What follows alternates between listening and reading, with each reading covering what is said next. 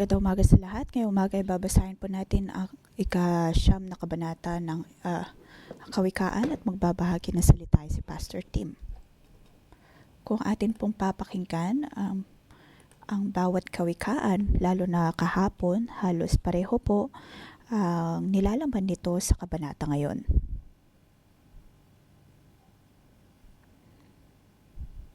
Ito po ay tungkol sa kung paano tayo magsasalita.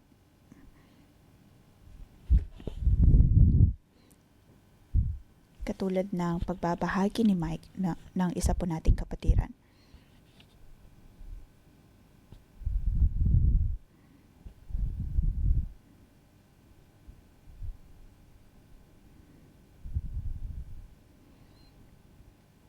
Sa Biblia ay ilan lamang po ang mga bersikulo na nagsasabi tungkol sa puno ng buhay o kaya ay nababanggit ang salitang puno ng buhay.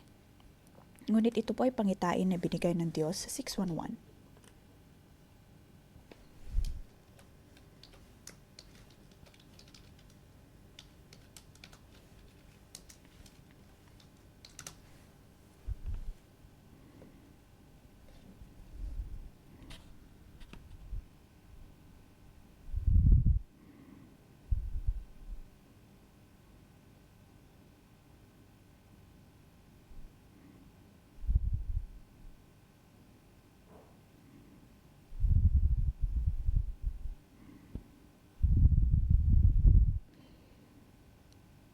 Madalas, kung nananalangin ng tao, ang gusto nila ay kalusugan, kaayusan sa ugnayan, pinansyal na papala,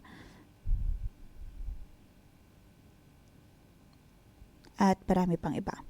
At nais nga naman ng Diyos na pagpalain tayo sa mga aspetong ito. Nais ng Diyos na magkaroon tayo ng masaganang buhay na atin pong ipagkakaloob sa Kanya. Lahat po sa atin ay dapat na magkaroon ng kasaganaan. Ngunit ang ibig sabihin nito ayon sa kawikaan, iyon po ay magkaring puno ng buhay.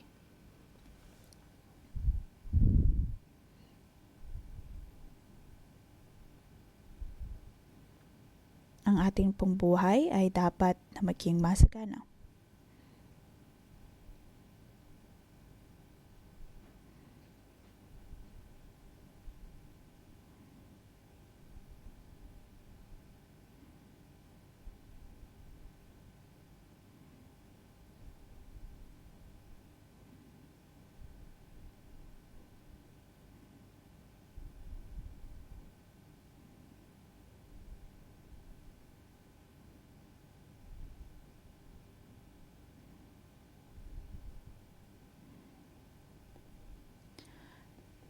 May mga pagkakataon na nakikita natin kung ang buhay ng isang tao ay hindi ayon sa puno ng buhay.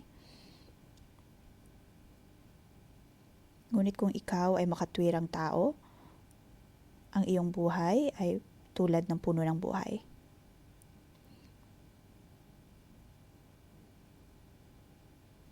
Ang susi sa pagiging puno ng buhay ay nakasalalay sa kung paano po tayo makinig at magsalita.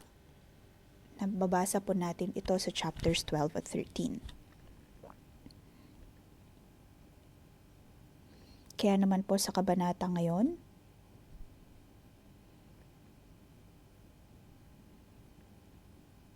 para kay Solomon, napakahalaga ang makinig.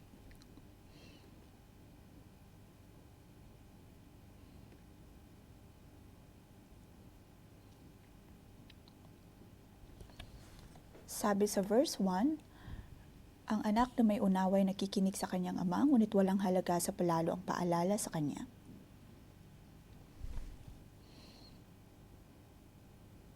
Ngayong umaga, bibigyan po natin ang kabanatang ito ng pamagat, paano makatanggap ng karunungan, ng nagpabibigay kagalingan at katwiran.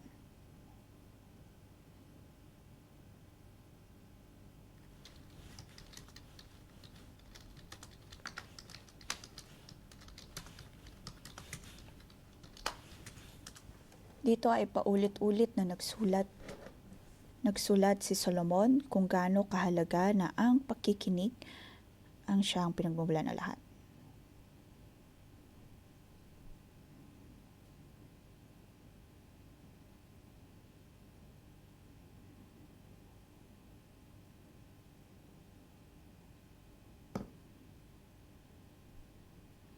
Ang makatwirang tao ay marunong makinig, ay nagbibigay buhay. Kaya naman unang bahagi ay verse 1 hanggang 11. Paano ang makinig at magsalita at magkaroon ng bunga ng puno ng buhay.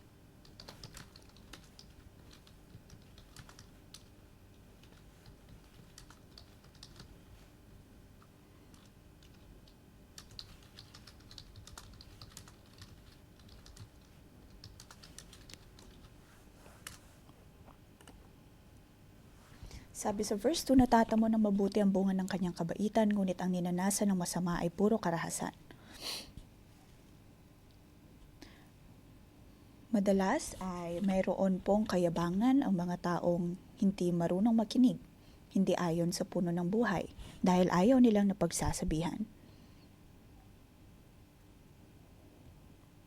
Kaya naman ang dahilan sa likod ng hindi pakikinig ay ang akala natin na akala natin na alam na natin ang lahat.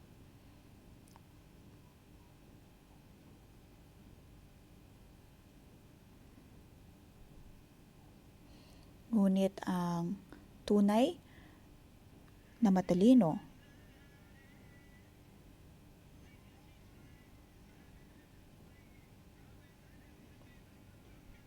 ay marunong makinig.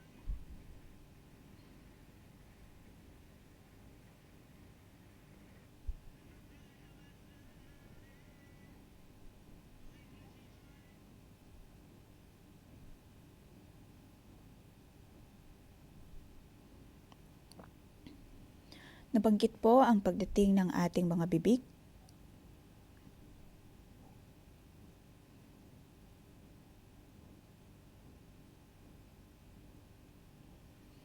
Verse 3, ang maingat magsalita ay nag-iingat ng kanyang buhay, ngunit ang taong madaldal ay nasasadlak sa kapahamakan.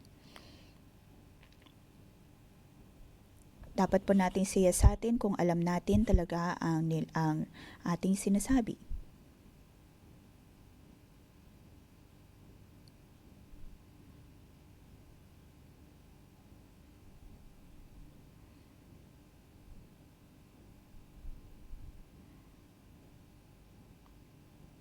Dapat tayo maging maingat sa kung anong ating sinasabi.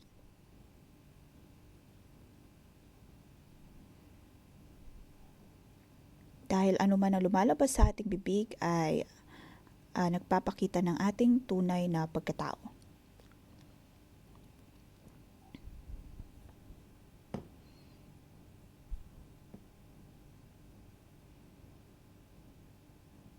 Kung tayo ay padalos-dalos sa ating pananalita, gagamitin din ng kaaway ang bawat nating salita laban sa atin. Kaya naman sa kabanatang ito, nagsimula siya sa pagsasalita tungkol sa tamang pakikinig at pananalita. Verse 7 at 8.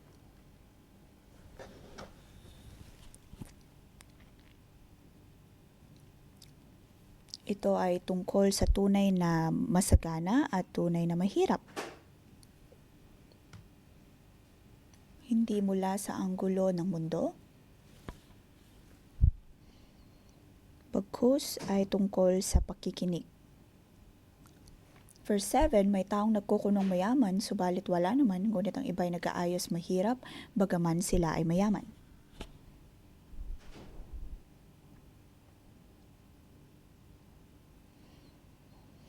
Verse 8, ang yaman ng isang tao ay pandubos sa kanyang buhay, ngunit sa isang mahirap, ito ay hindi nakababahala.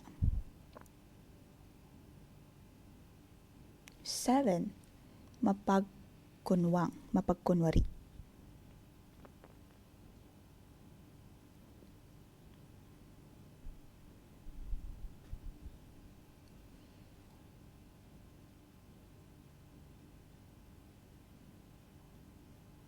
nagkukunwaring mayaman.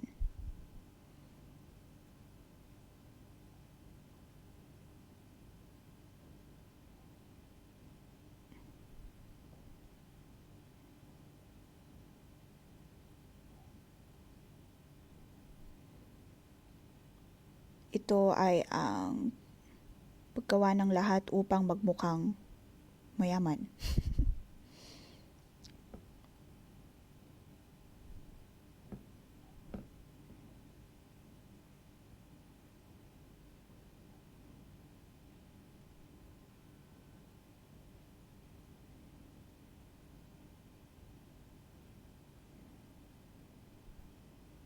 Ang kayamanan na sinasabi po dito ay hindi lamang tungkol sa pera o kaya tahanan, bagkus ay ang pagkakaroon ng masaganang buhay. Dahil sa verse 8, sabi naman ang yaman ng isang tao ay pandupos sa kanyang buhay, ngunit sa isang mahirap ito ay hindi nakababahala.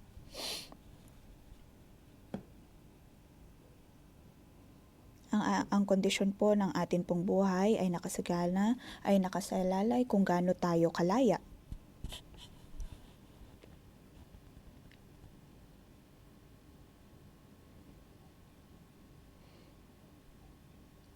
Sa likod po nito ay dapat natin makita kung gaano tayo kahanda na tumanggap ng pagtatama.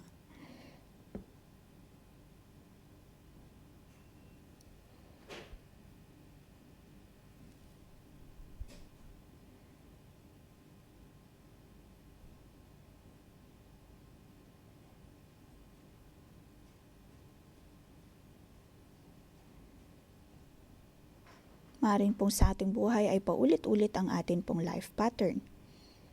At hindi tayo marunong makinig, hindi marunong umunawa.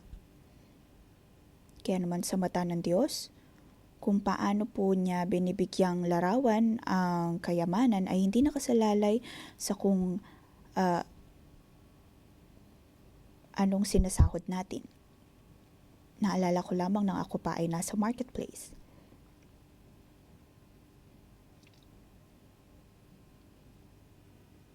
Sa marketplace, itinuturo kung paano ma-maximize ang iyong kita upang matulungan ang kumpanya kung paano higit pang magkaroon ng pera. Ngunit isang araw, kung makikita mo ang Diyos, kung paano kanya nakikita, ay kung gaano nga ba tunay na kasaganang iyong buhay. At ikaw ay tatanungin ng Diyos,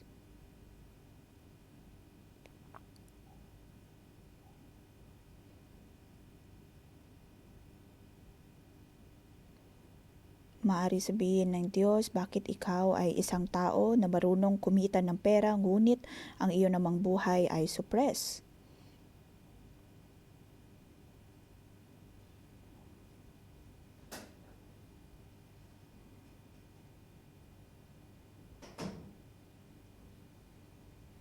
Sa likod po nito ay dapat natin makita kung gaano po tayo kahanda na tumanggap ng pagdidisiplina.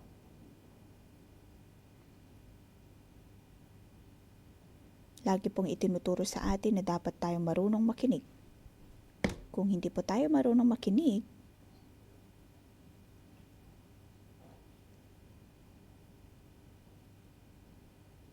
hindi po natin mararanasan ang tunay na kasaganaan. Hindi po tayo mapapalaya.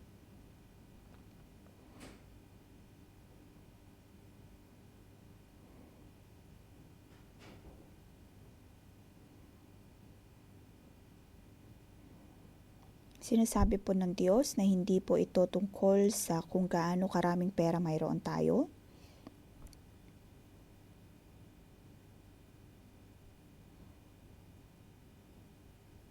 Ang tunay na masaganang buhay ay marunong makinig.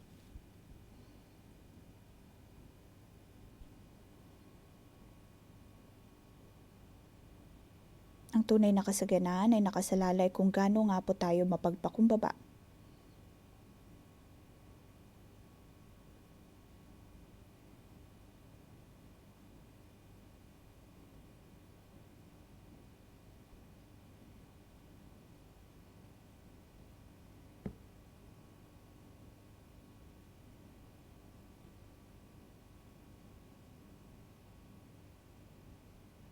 Isang araw, pag makikita po natin ng Diyos,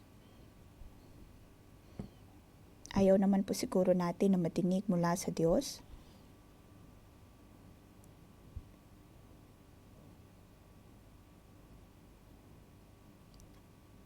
Akala mo ikaw ay mayaman, akala mo ikaw ay napagaling, ngunit maaaring sabihin ng Diyos na ang iyong buhay ay hindi naman talaga masagana. Dahil ang mahalaga pa rin ay ang magkaroon ng buhay na walang hanggan.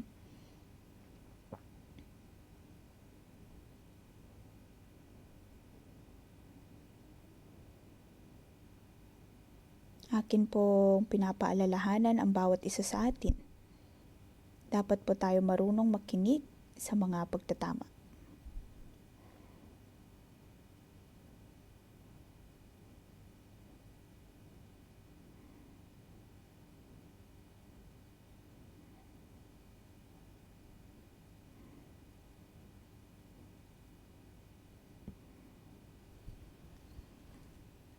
Ikatlong bahagi, verse 13 hanggang 25. Napiliin lagi ang karunungan. Dito ay makikita po natin ang pagbabago ng paraan ng pagsulat ni Solomon.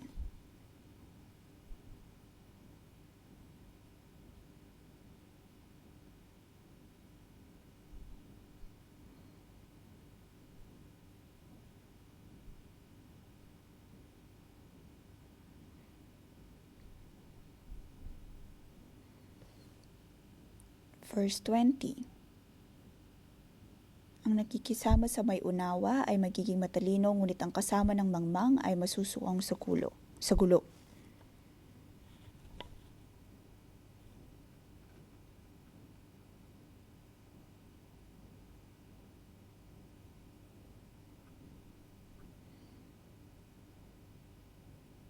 Isang paraan para mangyari ito ay magkaroon po tayo ng makadiyos na kasama.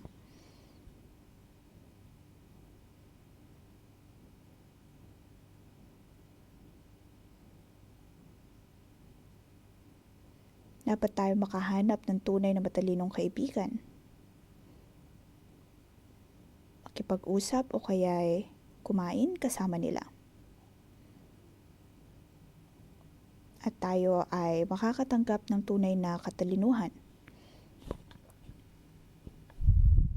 Ngunit kung hindi po natin kilala ang ating kasama, lagi tayong lumalakad kasama ng mga mangmang.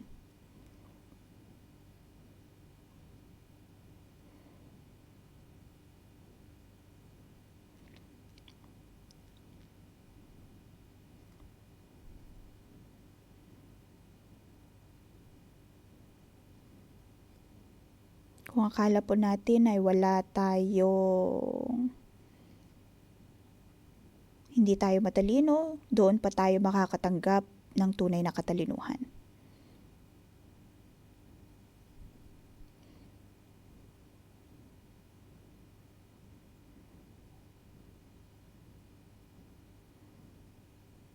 Kung nakikita po natin ang ating buhay sa ating komunidad, kung paano sila nabubuhay,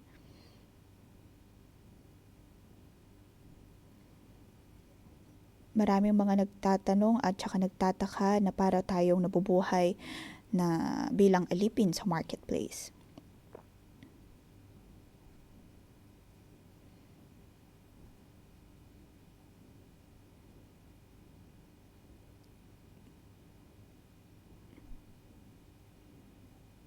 Ngunit kung makikita po natin ang mga MG leader o kaya mga leader sa marketplace, sila ay nagtatrabaho pa rin sa parehong uri ng ministeryo, ngunit hindi naman sila nagmumukhang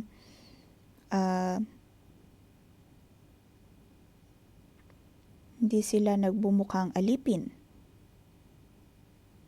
Dahil ang tunay na biyaya ay kung paano sila sa marketplace.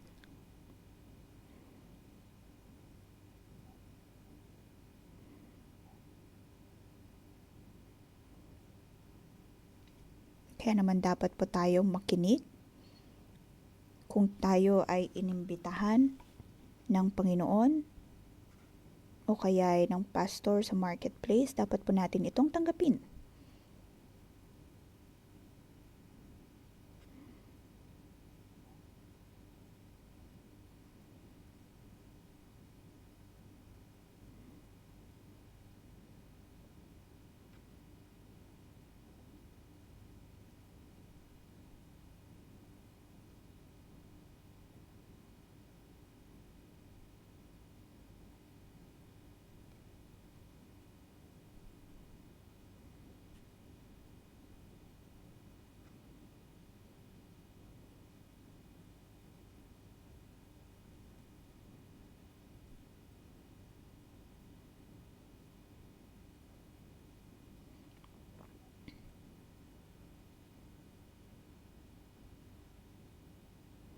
Kaya naman po ngayon, aking pinapalakas ang bawat isa na siyasatin ang komunidad na nakapaligid sa atin. Aling grupo ang tunay na matalino, marunong, dun po dapat tayo magkaroon ng ugnayan.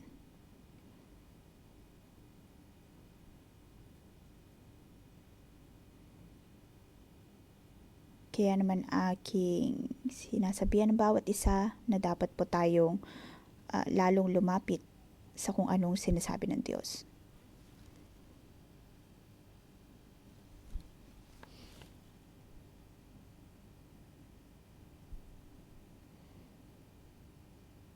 Ang atin pong cell group ay puno din ng karunungan. Dahil ang pagiging cell leader ay ang pagtanggap din ng pagdidisipulo.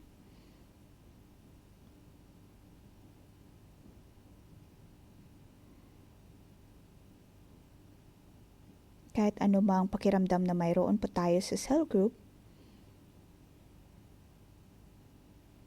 ang Diyos ang nagpapahintulot nito.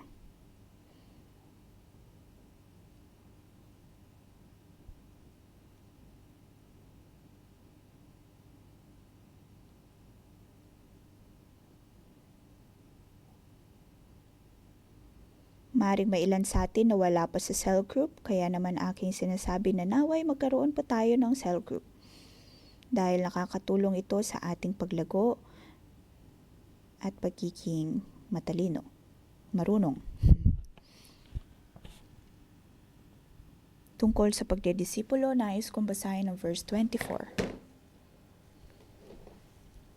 Sabi sa verse 24, mapagmahal na magulang, anak ay dinidisiplina, anak na di napapalo, hindi mahal ng magulang.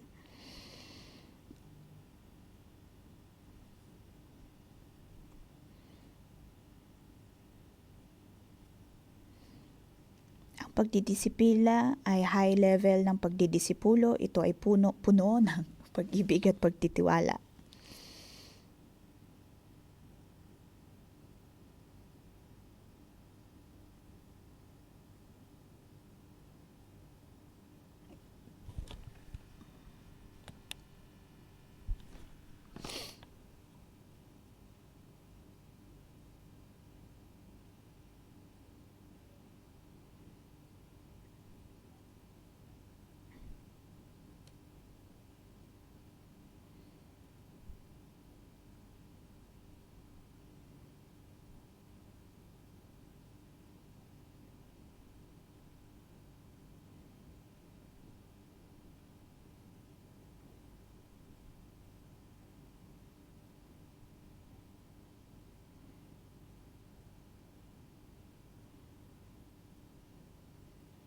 Kung tayo po ay mga magulang o kaya mga espiritual na magulang,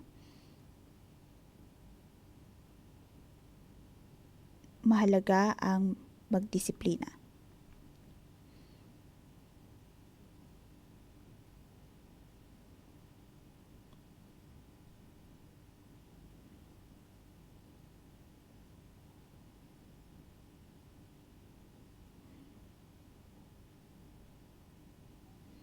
Maaring may ilan na nagsasabi, kapag hindi ka nag-aral ng mabuti, ikaw ay masasaktan, ikaw ay hindi magiging mabuti. Ngunit dapat po nating hayaan ang susunod na henerasyon, dapat nilang maunawaan kung gaano kahalaga ang sumunod sa Diyos. Ito po ay para tunay na matulungan sila. at nang maunawaan nila kung gaano kahirap kung hindi man sumunod sa Diyos.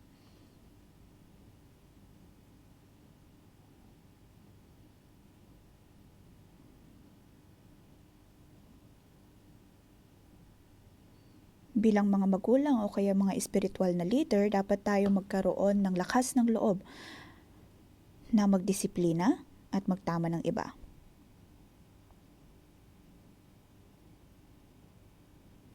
Ako man din, bilang ama, ang aking anak ay mayroong sariling pag-iisip.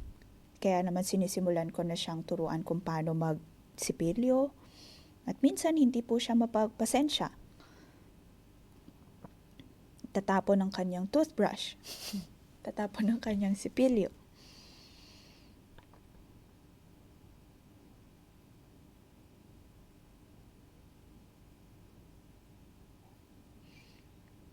Lagi kong iniisip paano o kaya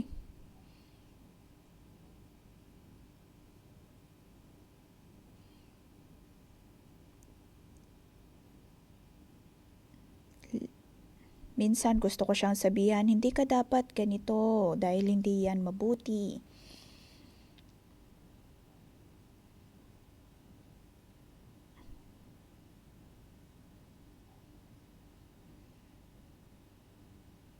Kaya naman aking sinasabi sa aking asawa, kung malumanay ako magsalita, alam kong mauunawaan ako ng aking anak. Ako man din ay natututo kung paano dapat ako mangusap sa aking anak.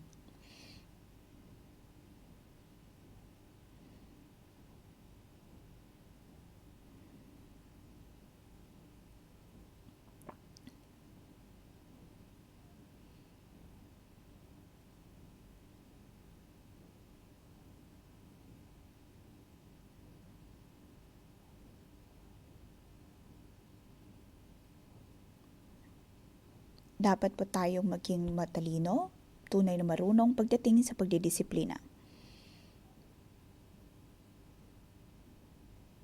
Kung hindi po natin alam, dapat po tayo matutong magtanong.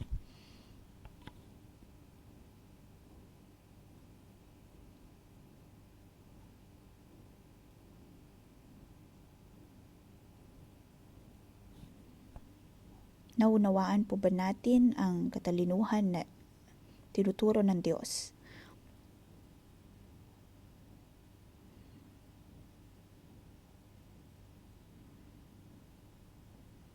Sa tuwing tayo po ay handa na makinig at baguhin ang ating buhay, ito ay mahalaga po sa atin.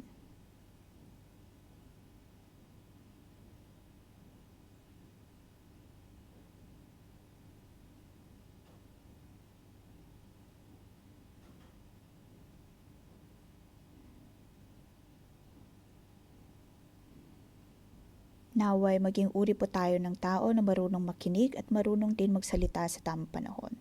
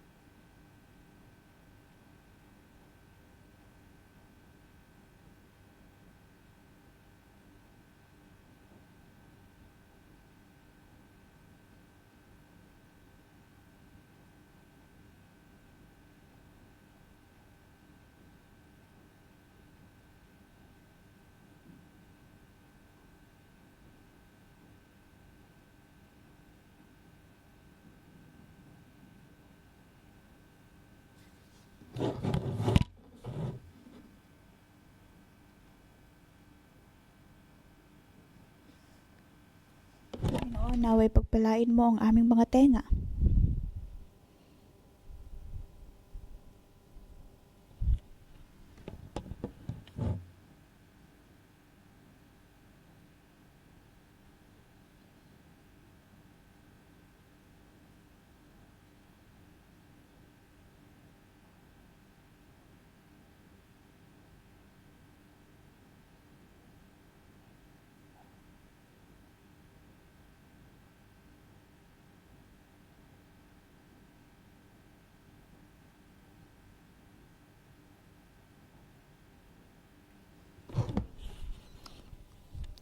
Panginoon, kami nagpapasalamat sa iyo sa pamamagitan ng pang-umagang debosyon. Hinayaan mo, Panginoon, ang bawat isa sa amin na makilala ka.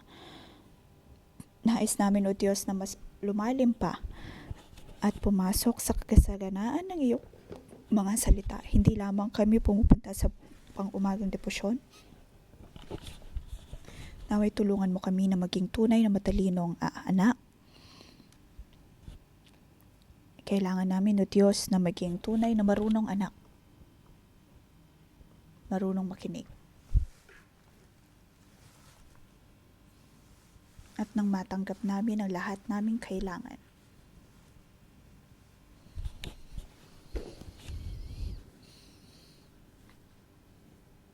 Hindi kami matatakot pagdating sa mga pagbabanta.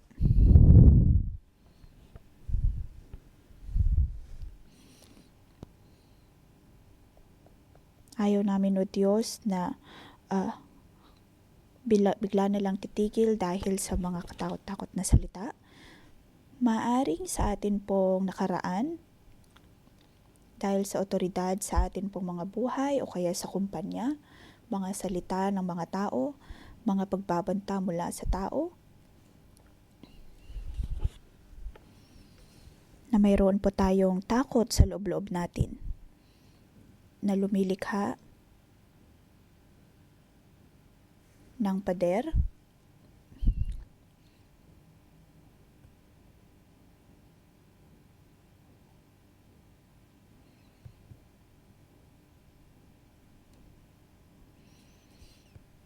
maaring noong nakaraan ay napagbantaan tayo, nasaktan,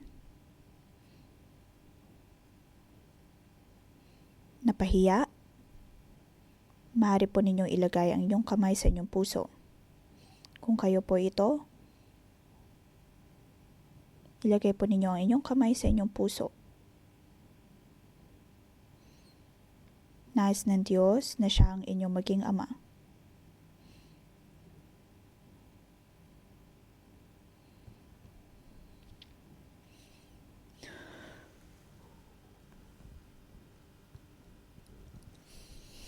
Nais ng Diyos na sa pamamagitan ng kanyang mga salita ang ating pong puso ay magiging bukas at nang marinig po natin ang kanyang salita muli.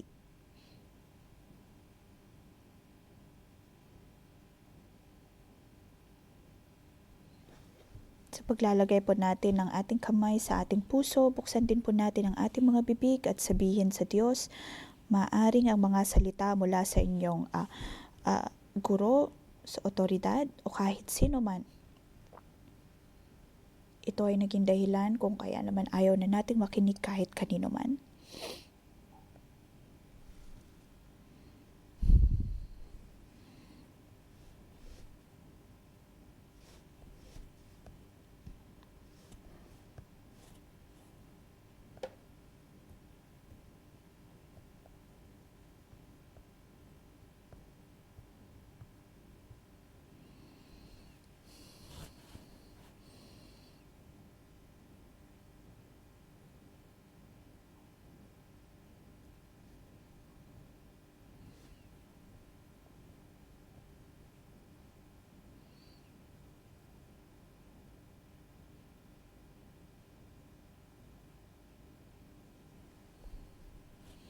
Panginoon, sa iyong pangungusap sa amin,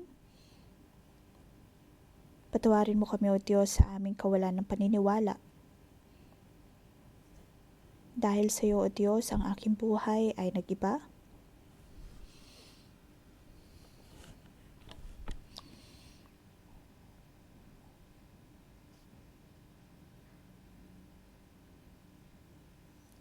na hanggang ngayon ay pinapagalitan ako ng aking ina, alam ko, Diyos, na mayroon ka at ikaw ay mabuti sa akin. Panginoon, ikaw ay aking pinapasalamatan.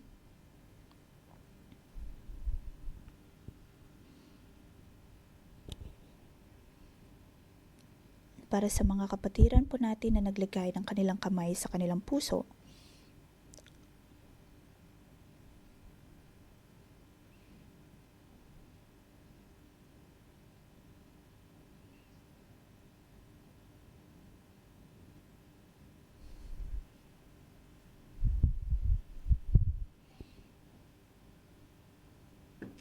maaaring kayo ay nasaktan, ang inyong pandinig ay tumigil na.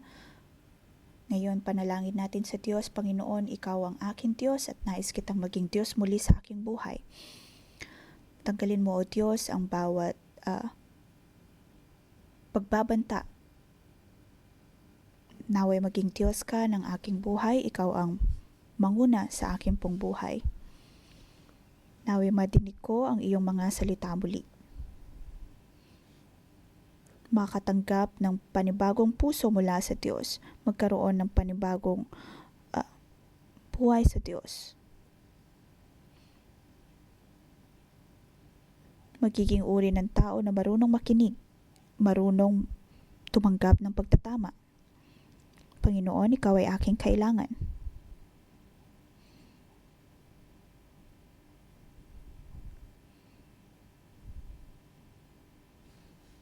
Tulungan mo kami, O Diyos, na maging taong marunong makinig,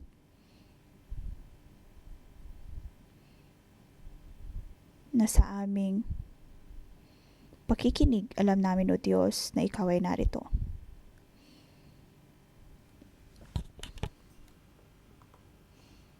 Verse 23, ang bukid na mahirap ay may pangakong kasaganaan, ngunit ito'y nasasayang dahil sa kawalan ng katurungan. Sa atin pong pang-araw-araw na buhay,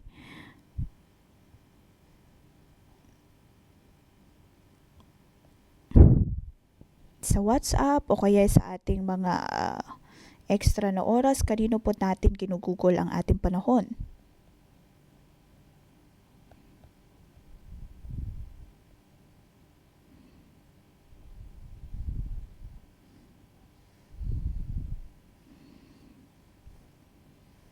Maaring sa atin pong mga pang-araw-araw na buhay ay wala po tayo masyadong ginagawa.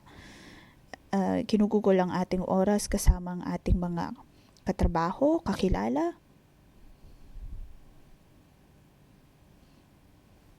May mga pamilya po tayo, ngunit hindi po natin ito ginagamit sa kanila.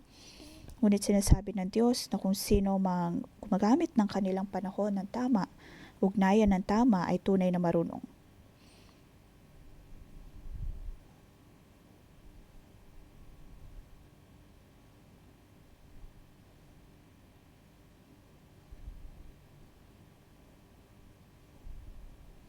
Sa atin pong mga buhay,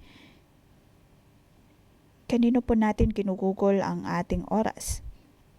Maaring para sa mga kabataan, ginugugol ninyo ang inyong oras kasama ang inyong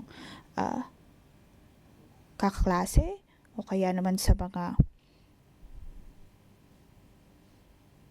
magulang, kasama ang inyong mga kakilala, sino mang kakilala.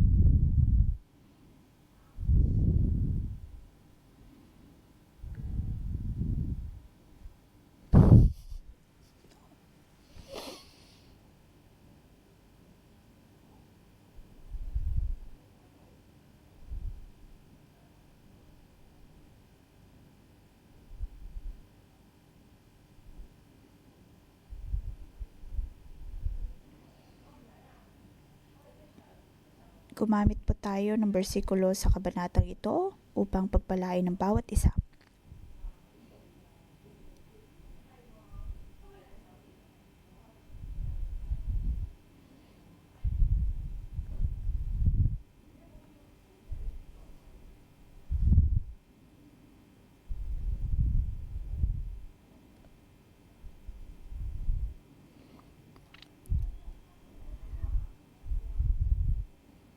Matapos na marinig ang pagbabahagi ng iba, maaari po natin silang pagpalain.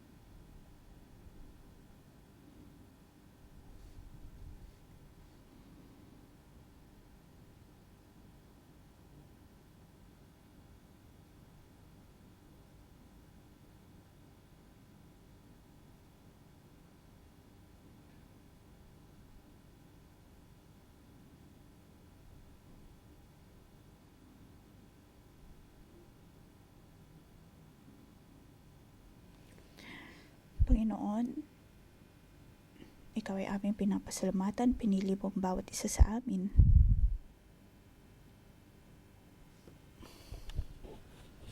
Nais namin, O Diyos, ang iyong pagdidisiplina. Handa kami na makinig. Nais namin na maging puno ng buhay. Buksan mo, O Diyos, ang aming mga puso.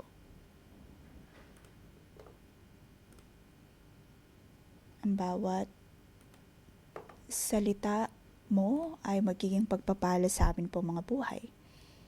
Tayo po ay tumayo at ating purihin ang Diyos.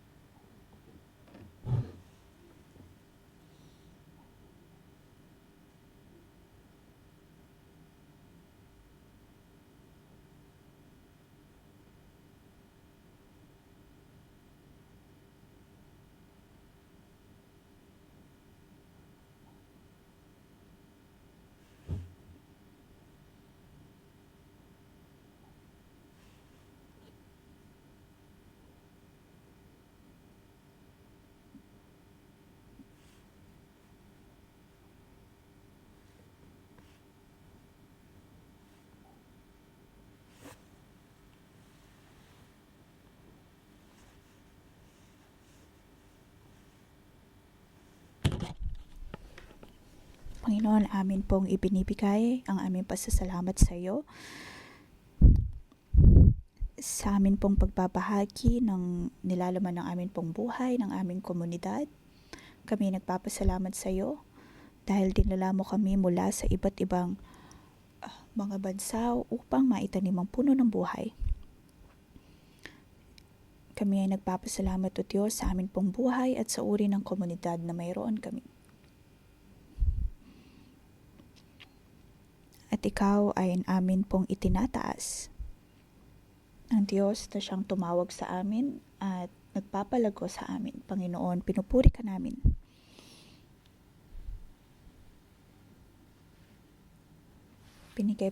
Isinusuko po namin sa iyo ang amin pong pamilya, ang amin pong mga tribo. Itinanim mo kami, O Diyos, upang maging puno ng buhay.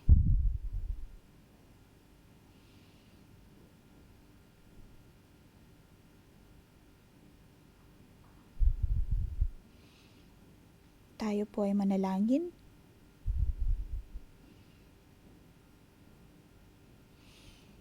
Verse 24, mapagmahal na magulang anak ay dinisiplina, anak na di napapalo, hindi mahal ng magulang. Tayo po ay komunidad na may pag-ibig.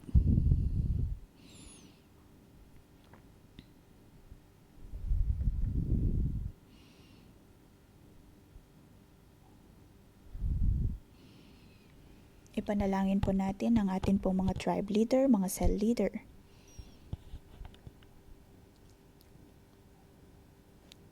Ang bawat isa nawa ay magkaroon ng lakas ng loob na marunong magdisiplina at maging tunay din na anak na marunong tumanggap ng disiplina.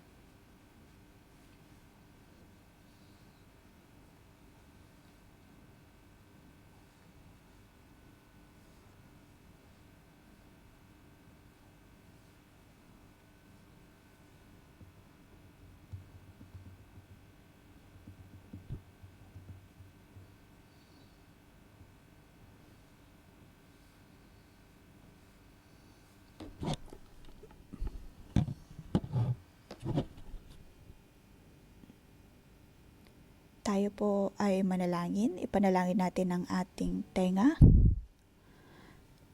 Isang kamay sa ating tenga, isang kamay sa ating bibig. Atin pong pagpalain ang ating mga sarili, Panginoong Hesus. Pinapasalamatan ka namin sa paggamit mo ng salita ng kabanatang ito upang mangunap sa amin.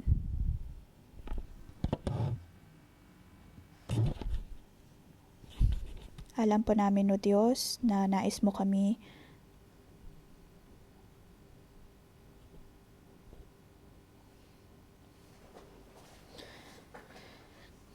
pagpalain mo ang aming mga tenga, O Diyos, upang maging bukas sa iyo.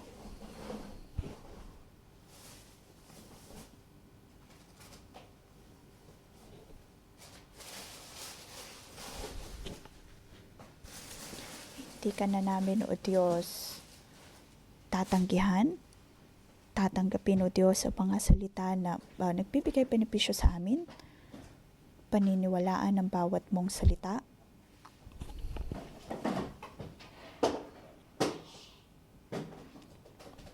Alam namin, O Diyos, na ang bawat salita ay mapapangyari.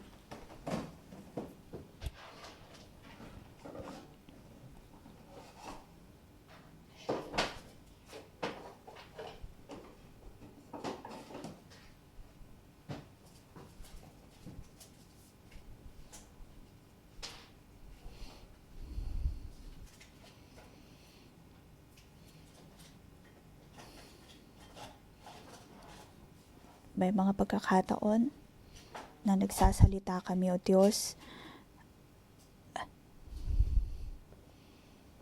nang hindi ayon sa iyong kalooban. Panginoon, naway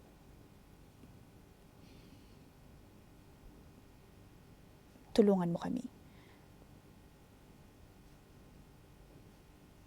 Tanggapin, O Diyos, ang bawat pagpapala at matuto ding magsalita ng may pagpapala.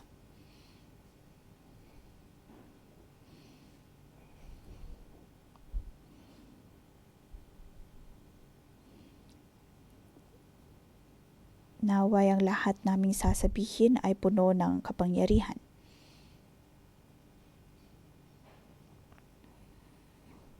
Pagpalain mong bawat isa sa amin na maging tunay na marunong na tao.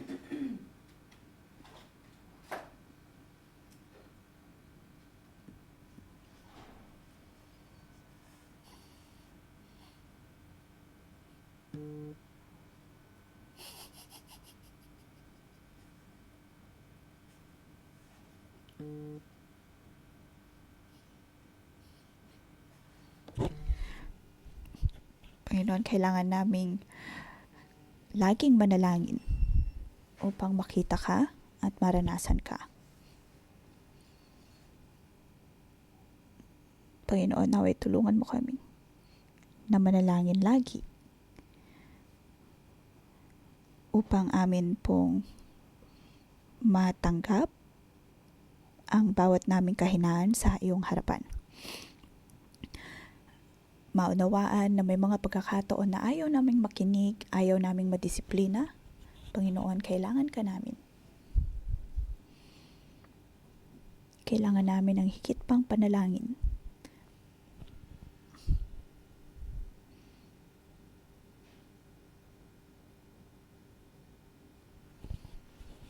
Alam namin, O Diyos, na nais mo kaming maging puno ng pagpapala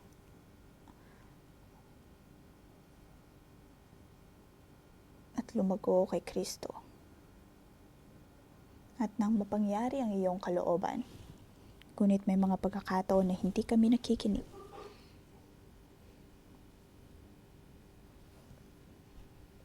Nagbibigay kami ng kalungkutan sa mga otoridad na nagmamahal sa amin at nagiging dahilan upang malungkot din ang banal na espiritu.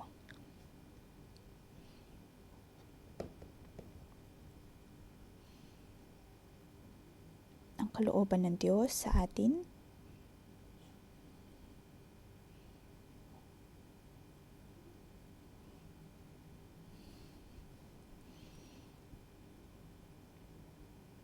mga kapatid, kung sa tingin ninyo ay may mga bagay na hindi ninyo maisuko sa Diyos, ilagay po ninyo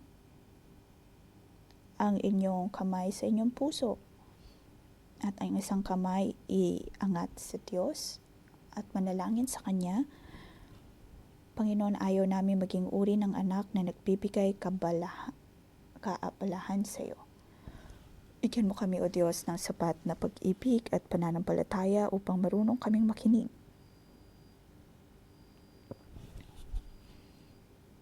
Handang makinig.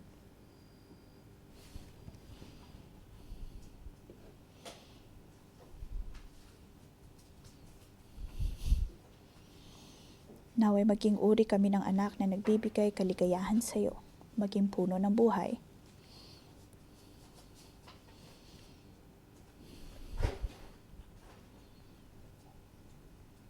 Panginoon, ito ang iyong kalooban, ito ang iyong pag-asa. Ito din ay bagay, O Diyos, na amin din pong inaasahan. Tanggalin mo, O Diyos, ang takot sa amin pong mga puso upang kami ay maging tunay na mga anak sa iyong harapan. Nais namin, O Diyos, na maging tunay na matalinong tao, maging pagpapala sa iba. Sa iyong pangalan, O Diyos, aking pinagpapala ang bawat isa.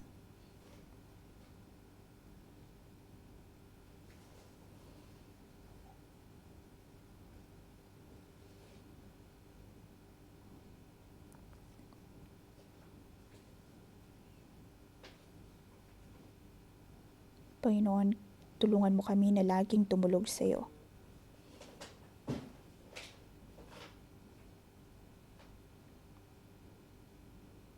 Panginoon, naway magkaroon kami ng kalakasan na sundin ka.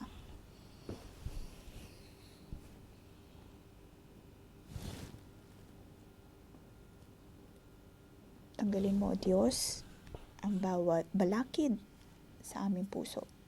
Ito ang aming dalangin sa pangalan ni Jesus. Amen. Dito po nagtatapos ang ating pangumagang debosyon. Magandang umaga.